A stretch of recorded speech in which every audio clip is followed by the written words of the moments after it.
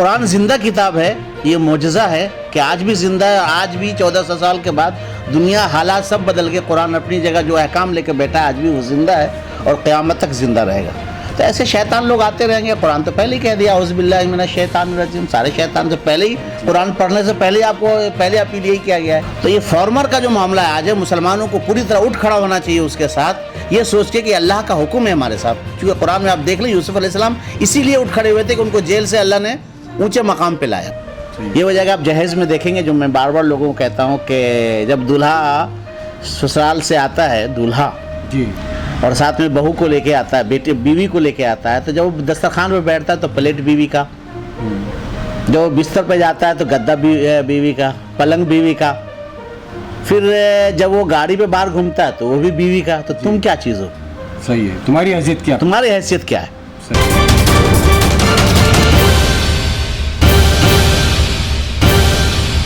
مولانا ظفر عالم صاحب، آج آل انڈیا ملی کونسل ممبئی یونٹی کی میٹنگ تھی، جس میں کہ جیسے ہم جانتے ہیں کہ کسان تحریک پر بات ہوئی، اس کے بعد میں وسیم رضوی کا معاملہ سامنے آیا اور مسلم بیٹیوں کی خودکشی کا جو رجحان جو سامنے آ رہا ہے عائشہ کے بعد، کہ اس طرح کی حرکت یا اس طرح کا کوئی بزدلانہ قدم آگے کوئی بیٹی نہ اٹھائے، اس کے لیے کیا حل ہے؟ اس کا حل یہ ہے کہ اس کو آخرت کا تصور دلایا جائے کہ ہر چیز کا اللہ نے جوڑا پیدا کیا ہے، جی، اور دنیا اور آخرت دونوں جوڑے ہیں، تو آخرت کا جو بھی کام ہوگا وہ دنیا پہ نربھر ہے، جی، اس لیے دنیا کے جو کام ہوں گے وہ آخرت پہ اس کا رزلٹ آئے گا۔ جی، اگر ہم دنیا میں ناکام ہیں تو آخرت میں بھی ناکام ہیں۔ اور وہ یہ شعر ہے کہ لوگ گھبرا کے یوں کہتے ہیں کہ مر جائیں گے، مر کے بھی چین نہ آیا تو کدھر جائیں گے۔ ادھر جائیں، واہ، جی، تو اس کے لیے آخرت تباہ کرنے سے بہتر ہے کہ دنیا میں صبر اور شکر کا جذبہ پیدا ہو، ہماری بیٹیوں میں بھی اور ہمارے بیٹوں میں بھی، والدین میں بھی، ذمہ داروں پہ بھی، سسرال والوں کو بھی اور میکے والوں پہ بھی، سب کو صبر اور شکر، ہر حالت میں صبر اور شکر کا جذبہ رکھیں، کیونکہ دنیا دارالعمل ہے، دارالجزا نہیں ہے۔ جزا تو صرف آخرت کے دن ملے گی، آخرت میں ملے گی۔ جی، تو اس کے لیے عائشہ نے واقعی بزدلانہ قدم اٹھایا، لیکن اس کو اس نتیجے میں پہنچانے میں جن سسرال والوں کا ہاتھ ہے یا جہیز کا معاملہ ہے، خود بھی ہے، اس کے لیے کیا سزا ہونی چاہیے یا کیا ہونا چاہیے، معاملہ کیا ہونا چاہیے، کس طرح سے یہ معاشرے میں تبدیلی آئے؟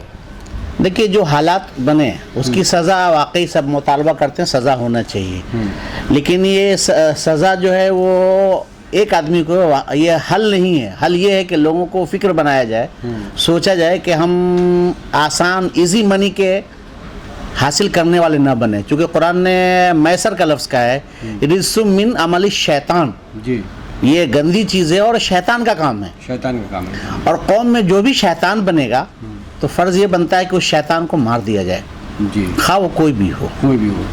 جہیز کے نام پر بھیک مانگنا اچھی ٹھیک بات ہے۔ جہاں تک جہیز کا تعلق ہے، یہ تو پوری طریقے سے کسی بھی زاویے سے اس کو صحیح نہیں ٹھہرایا جا سکتا، اور یہ تو ایسی بات ہوئی کہ آدمی خود اپنے مرد ہونے پہ گویا وہ شک ہے کہ مجھ میں وہ سخت نہیں ہے کہ میں کما سکوں۔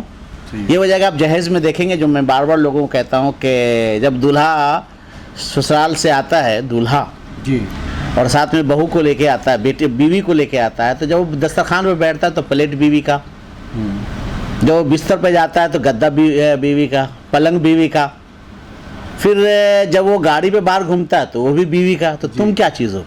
صحیح ہے۔ تمہاری حیثیت کیا؟ تمہاری حیثیت کیا ہے؟ صحیح ہے۔ تو گویا تم تو ایک نوکر کی حیثیت رکھتے ہو، تو آپ نوکر بننا چاہیں، یہ تو دنیا کی سزا ہے، صحیح ہے۔ اور آخرت میں تو اللہ جو پکڑ کریں گے اس کا تو کوئی جواب نہیں ہے، اور آدمی وہاں کچھ نہیں کر سکتا ہے سوائے اس کے کہ وہ دنیا کے عذاب کے ساتھ ساتھ آخرت کا عذاب بھی سہے گا۔ کہنے کا مقصد یہ ہے کہ بیوی کا نوکر نہ بنے، وہ سرتاج بنے۔ سرتاج بنے، جی، بلکہ ذمہ دار بنے، ذمہ دار بنے۔ سرتاج بھی نہ بنے، ذمہ دار بنے۔ سرتاج وہی ہوگا جو ذمہ دار ہوگا۔ نہیں، سردار ہونے کا مطلب یہ ہوتا ہے کہ ہمارے یہاں جو سرتاج کا تعلق ہے، ہم مالک ہیں، ہم جو چاہیں کریں، اس کا اختیار نہیں ہے آپ کو۔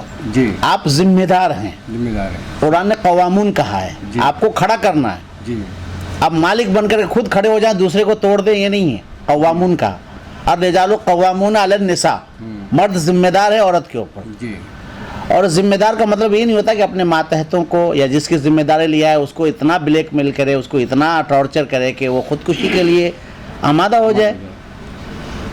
वसीम रिजवी का जैसे मामला सामने आ रहा है, ये मरदूद ने जिस तरह से ये मांग की है सुप्रीम कोर्ट से कि 26 सूरतें जो हस्फ कर दी जाए कुरान शरीफ से, इस पर क्या कहना चाहेंगे? मिली काउंसिल क्या कहती है इस पर? नहीं, हमारा मानना ये है कि पूरे जब से कुरान नाजिल हुआ है मुख्तलिफ शक्लों में लोग आए हैं और क़यामत तक लोग आते रहेंगे।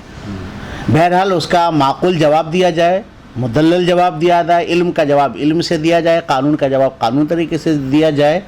लेकिन ये बात आप जान लें कि ऐसे कैरेक्टर क़यामत तक आते रहेंगे। अगर ऐसा नहीं हो तो कुरान आउटडेटेड किताब हो जाएगी। अच्छा, इसलिए कुरान के जो मुखालिफ कैरेक्टर है वो हमेशा आते रहेंगे, वो किसी भी नाम से आए, किसी भी शक्ल से, लेकिन आते ज़रूर रहेंगे क़यामत तक। अगर ऐसा नहीं हुआ तो इसका मतलब कुरान आउटडेटेड किताब है। अच्छा जी। इसलिए कुरान ज़िंदा किताब है। ये मोजज़ा है कि आज भी ज़िंदा है। आज भी 1400 साल के बाद दुनिया हालात सब बदल गए, कुरान अपनी जगह जो अहकाम लेके बैठा है आज भी वो ज़िंदा है और क़यामत तक ज़िंदा रहेगा। तो ऐसे शैतान लोग आते रहेंगे। कुरान तो पहले ही कह दिया औज़ु बिल्लाहि मिनश शैतानिर रजीम, सारे शैतान से पहले ही, कुरान पढ़ने से पहले आपको पहले अपील यही किया गया है कि जब आप कुरान पढ़ो तो कहो मैं शैतान मरदूद से पनाह में आता हूँ अल्लाह के। तो ऐसे शैतान लोग हैं, आते रहेंगे। हाँ, अलबत्ता कुरान यहाँ भी कहता है कि उदू इला सबील रब्बिका बिल मौइज़तिल हसना, कि आप जो इल्म वाले लोग हैं, जो जानकार लोग हैं, उनको क्या नाम है हिकमत से जवाब दे, और जो आम लोग हैं वाज़ो नसीहत से। लेकिन इस तरह के लोग वजादिलहुम बिल्लती ही अहसन, इनसे मुजादला करो, यानी उनको मुंह तोड़ जवाब दो, उनको खामोश कुन जवाब दो कि इनकी बोलती बंद हो जाए। मुंह तोड़ जवाब देना ज़रूरी है जी। जो उन्होंने मुद्दे उठाए हैं तो इल्मी दलाइल के साथ इसके मुंह तोड़ जवाब दिया जाए, ताकि दुनिया को समझ में आए कि हक़ क्या है, गलत क्या है और सही क्या है। अब हम आते हैं किसान तहरीक की तरफ। मुल्क में किसान तहरीक जारी है, तकरीबन 4 महीने होने को आ गए। बहुत सारे किसानों की जान भी चली गई, लेकिन मोदी सरकार अब भी टस से मस नहीं हो रही है। मिली काउंसिल ने क्या तय किया है? मिली काउंसिल को ये तय करना चाहिए, पहले ये समझे किसान तहरीक को हम इसको दीन का हिस्सा नहीं समझते, जबकि कुरान में इसकी बड़ी तफसील बयान किया है। मैं वही जानना चाह रहा हूँ कि मिली काउंसिल ने आज की मीटिंग में क्या तो ये कि कुरान में आपको चंद बात कहूँ इसके ताल्लुक से।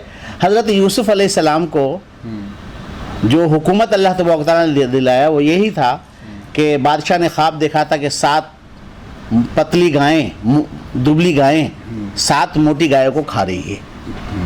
वही ख्वाब के ताबिर वो किसान से ही जुड़ा हुआ था कि बहुत 7 साल बहुत ज़्यादा खेती बाड़ी होगी, बहुत ज़्यादा फसलें उगेंगी और 7 साल बिल्कुल कहत पड़ेगा।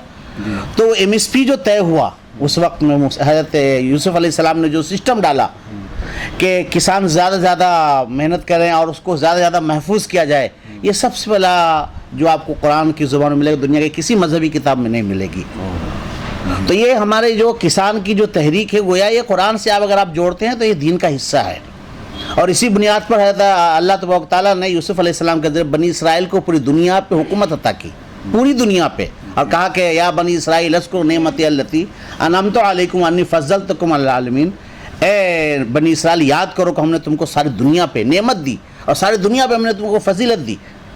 तो ये फॉर्मर का जो मामला है आज है, मुसलमानों को पूरी तरह उठ खड़ा होना चाहिए उसके साथ, ये सोच के कि अल्लाह का हुक्म है हमारे साथ। क्योंकि कुरान में आप देख लें यूसुफ़ अलैहिस्सलाम इसीलिए उठ खड़े हुए थे कि उनको जेल से अल्लाह ने ऊँचे मकाम पे लाया और पूरी दुनिया की हुकूमत उनके हवाले की, दुनिया के पूरी दुनिया पे उनकी हुकूमत दी अल्लाह तबारक व तआला ने।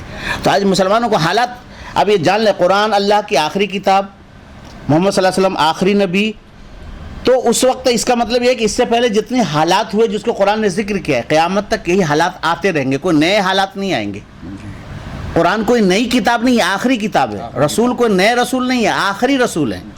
तो उन्होंने हमें हिदायत दी है, तो उससे कुरान से मुझे हिदायत ये मिलती है कि फार्मर का इस तरह जब मसला हो तो मुसलमानों को उठ खड़ा होना चाहिए ताकि लोगों तक अनाज मुनासिब वक्त में मुनासिब कीमत के साथ मिले। ये हमारा मजहबी फरीज़ा भी है और साथ साथ समाजी इखलाकी और मुल्की फरीज़ा भी है। जी, इस्लाम इसी की तरफ कहता है ना। इस्लाम 90% आपको अखलाकी मोरल पे कहता है। जी, अल्लाह ताला अपने हुकूक कुरान के 10% आयतों में जिक्र किया, 90% आयतें इसी अहकाम पे है, एक इंसान का दूसरे इंसान के साथ ताल्लुक़। और यहाँ अल्लाह ने इंसान को आज़ादी दे रखा है कि तुम किसी तरह से किसी के लिए हक तलफी का सबब न बनो। ये बेसिक है, किसान आंदोलन के साथ हमको समझना चाहिए। बहुत बहुत शुक्रिया आमना सामने मीडिया से बात करने के लिए, बहुत शुक्रिया, जज़ाकल्लाह, धन्यवाद।